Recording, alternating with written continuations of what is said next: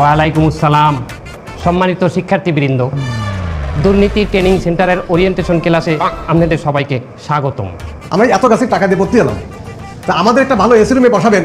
সেই AC room তো দূরের কথা, ফ্যানও নেই, দেখতেছে এই গাড়ি গ্যারেজ। এটা কোনো কথা হলো? আমাদের এই গাড়ির গ্যারেজে বসালেন আপনারা? আপনাদের বসানোর কথা এসি রুমে, কিন্তু আমরা বসাইছি গাড়ির গ্যারেজে।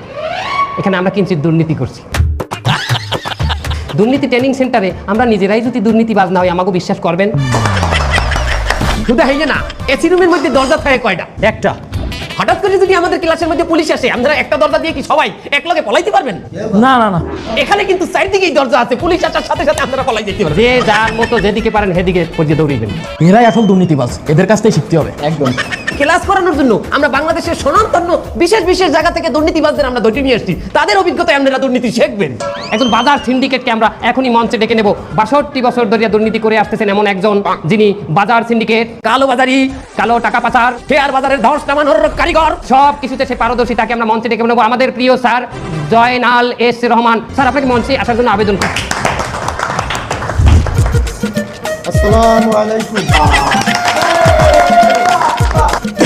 এখন থেকে আমি তোমাদের ক্লাস নেব, তোমাদেরকে শিখাবো কিভাবে বাজার সিন্ডিকেটের ঐতিহ্য ধরে রাখা যায়।